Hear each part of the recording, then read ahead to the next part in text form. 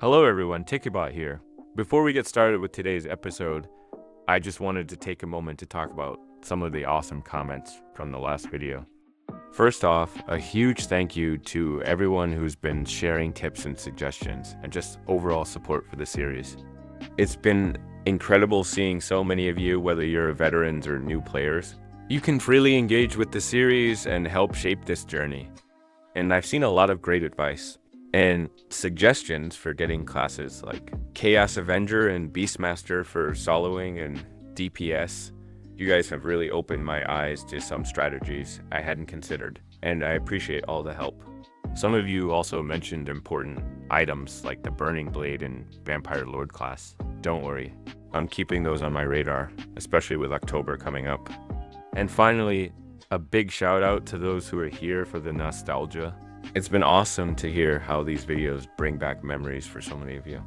That's really what this journey is all about, reliving those great moments while pushing toward the end game. So, thank you again for all the love and support for the series, and keep those comments coming as it is fun to go through them. And you can also find more of me on X or Twitter, as I want you to get involved in this series in a big way.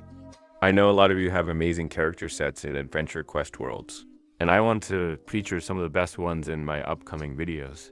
All you have to do is drop a screenshot of your character sets in my post on X, and I'll go through them. I will pick some of the most epic ones and showcase them in upcoming episodes. With all that out of the way, let's go back to the game. As you saw at the start, I've been grinding and managed to level up some of the classes that I have, starting with Barber, Dark Legendary Hero, and Healer. I leveled them up all the way to level 10. As one of my goals in this series is to make sure all my classes hit the max level, and that's coming along great. Plus I finished up the Yoshino Limited Time Event while I was at it. Make sure you activate your XP and gold boost when turning in the quest, as this quest gives a lot of XP and gold for low-level players. Next up, we'll be finishing the storyline of Chaos Lord Vath. To kick things off, we'll be helping out Snowbeard in Tavern, all while working our way closer to Vath himself. Let's get started on the questline and see what challenges await. First up, we've got to meet the 7 sisters scattered around the inn. Next, we're hunting for bear skins in the pine forest. We need 5 of them, so let's take down some pine grizzlies. Once that's done, we're going to be helping Snowbeard make some new playing cards. We will be grabbing red turtle shells from the red shell turtles in the forest. With 5 turtle shells in the bag, now we are going for the next quest, taking down Twisted Tooth. And as a side note, while we continue doing the storylines and quest, I wanted to get your input on some things. I've been thinking about adding more variety to the commentary while we grind through the game, and I'd love to know what you want to hear me talk about. Whether it's game-related topics, like discussing my favorite classes or the best farming spots, or even something more laid back, like sharing some of my favorite memories from Adventure Quest World, I'm open to suggestions. Let me know in the comments what you'd like me to talk about while we finish these quests. But for now, let's talk about something pretty much all Adventure Quest Worlds players thinks about at some point. The difference between free-to-play players versus pay-to-win, as I've played both sides. So I thought it would be fun to break down the differences. So back when I started playing AQW, I was a full-fledged free-to-play player. No membership, just grinding my way through the game.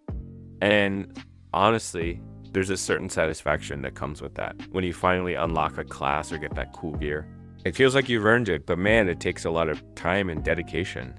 Then you've got the membership side of things. Once you become a member, it's like unlocking a VIP pass.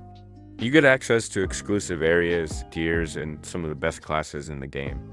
Plus, you can farm faster, get better rewards, and everything just feels a bit more streamlined. That's not to say free-to-play players can't get awesome stuff though. You can still get your hands on strong classes like Void High Lord or Archfiend, but it's definitely more of a grind. Free-to-play is all about patience and dedication. You're still climbing your way to the top, it just takes more time. The big difference is really the pace. As a member, everything just feels faster. You're leveling up quicker, grabbing better loot, and unlocking those member-only perks. But if you're into the grind or you want to challenge yourself, free-to-play can be just as rewarding. Here's where things get interesting. Free-to-play is all about time, while membership is more about convenience. As a free-to-play player, you're investing a lot more time to get to the same place a member might reach much faster. You're grinding longer, working harder for items, and even unlocking some areas might take more effort. But for some people, that's part of the fun. It's kind of like a badge of honor when you finally get that hard-earned gear or class as a free-to-play player. On the flip side, members get to skip a lot of that grind. If you're someone who doesn't have hours and hours to farm, or if you want access to the best gear quickly, membership is a huge time saver. The game just feels a lot smoother when you can access everything right away. But of course, that convenience comes at a cost, literally. At the end of the day, it really comes down to what kind of experience you're looking for. If you want to dive straight into the best gear and classes, membership is totally worth it. But if you're cool with a grind and like working your way up, free to play gives you that sense of accomplishment without spending anything. So how do you guys play AQW? Are you taking the grind as a free to play player, or are you enjoying the extra perks as a member? Drop a comment below and let me know how it's been working out for you. And if you have any tips or advice for new players, whether they're free to play or members, I'd love to hear what you've got to share. Alright, let's jump back into the game. After taking down the mini-boss, we're now on the final stretch of this storyline facing Chaos Lord Vath. This fight can get a bit tricky because you've got to take out Stalagbite first, or it will hit you with a one-shot kill. We've taken down Stalagbite, and now it's time to focus on Vath. This is it, the final battle to wrap up the Chaos Lord Vath storyline. Alright, that's a wrap for episode 3 of the Road to Endgame series. We made some solid progress today, took down Stalagbite, defeated Chaos Lord Vath, and wrapped up the Dwarfhold storyline. It's been a fun grind, and we're definitely getting closer to that endgame.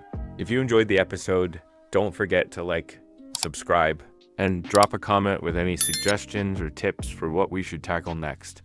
Thanks for watching, and I'll see you in the next one.